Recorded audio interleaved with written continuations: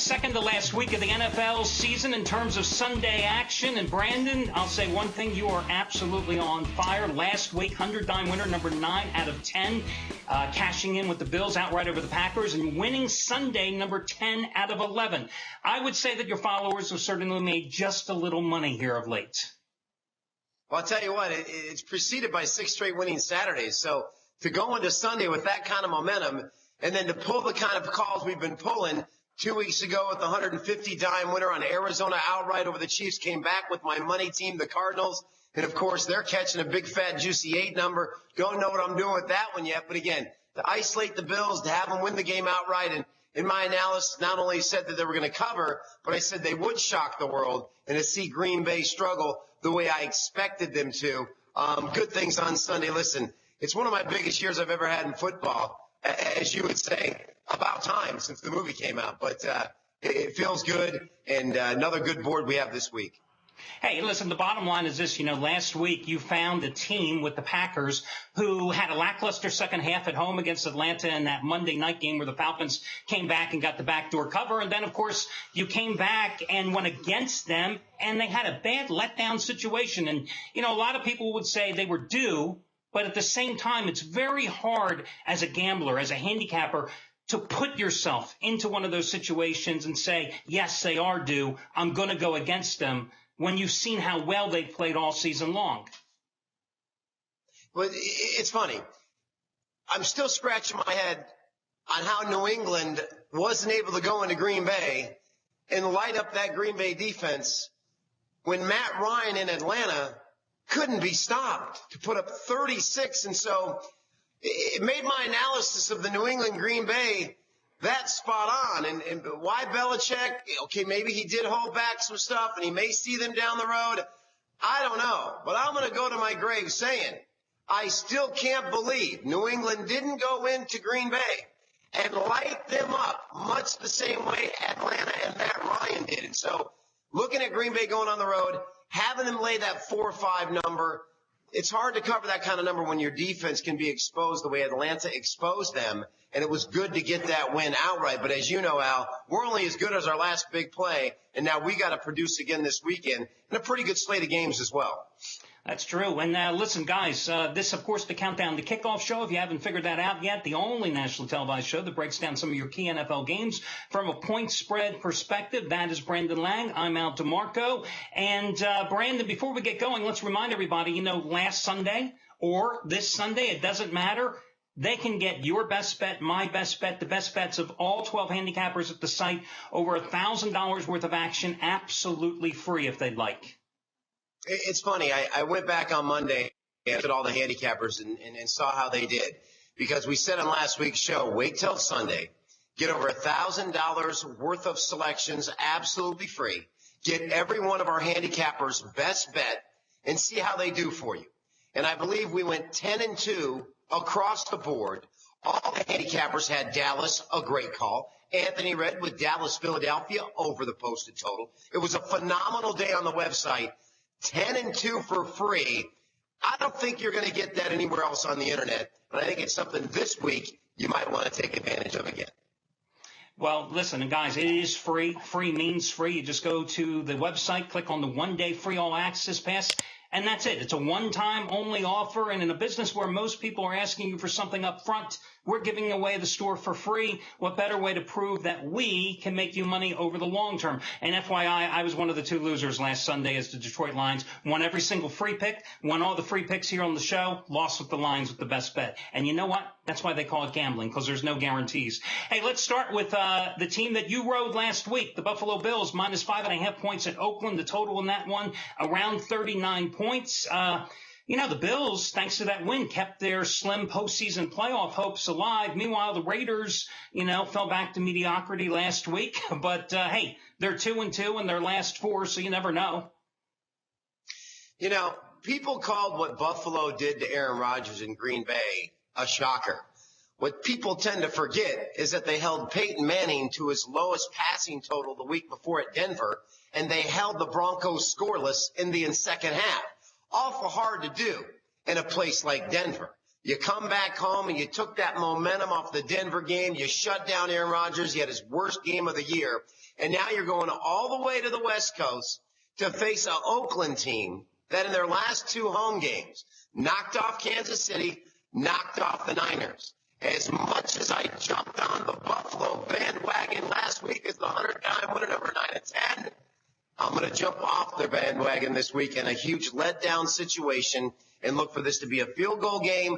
I'll grab the value with Oakland that you're getting off the Buffalo win over Green Bay, and I'm going to take Oakland plus the points. I don't think it was lucky how they play at home right now with the wins over Kansas City and, of course, San Francisco. I like them in this spot over Buffalo. Yeah, I can certainly see your point there in taking the Bills. I'm not a big fan of this particular game. I can also see this being perhaps an under. Maybe I'd lean a little more toward that because I do agree with you. It's a difficult spot for Buffalo having to go cross-country off the huge upset win. They're naturally high. They're due for a letdown as well.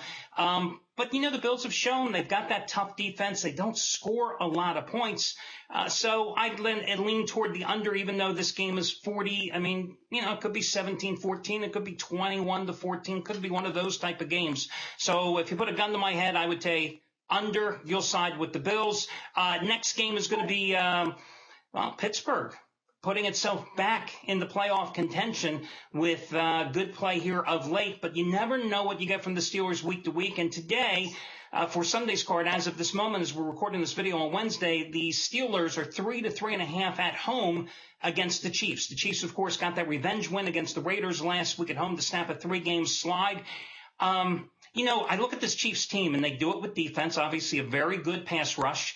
Good ground game. Jamal Charles keeps getting banged up, and they keep turning to Niall Davis or anybody else. They fill in the bill. It's an amazing thing this Chiefs team, though, wins despite the fact that not one wide receiver has a touchdown catch this season. That just blows my mind going into the final 2 games of the season.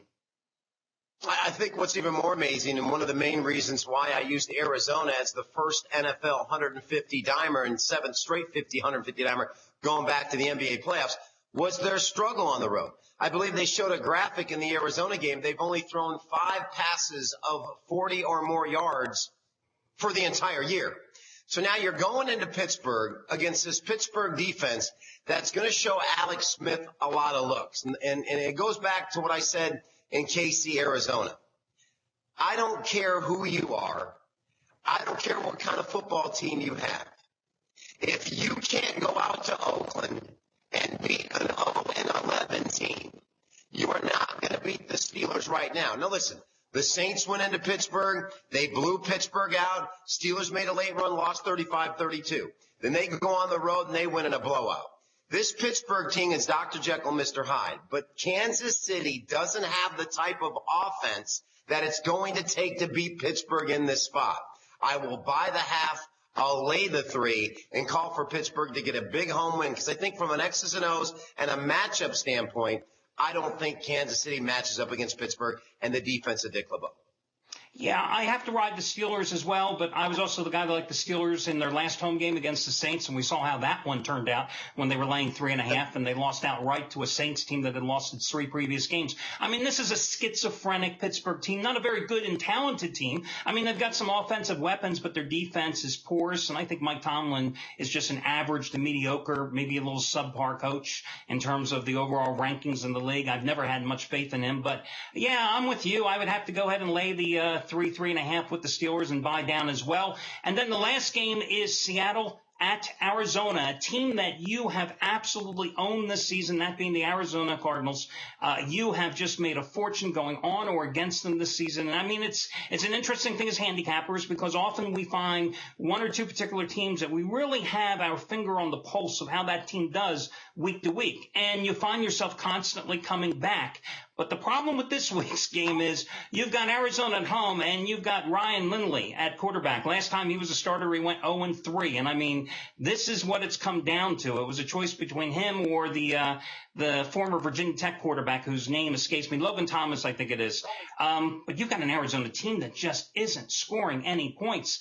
Last 4 games, I'm just looking here, doing the math. Last 2 games, 29 points total, 18 points. The game before that, 3 points in the 19-3 loss at Seattle when these guys met back on November 23rd. And yet, I can see Arizona covering this game because it's not like Seattle's an offensive dynamo. Their defense is playing great, but they don't put a lot of points on the board.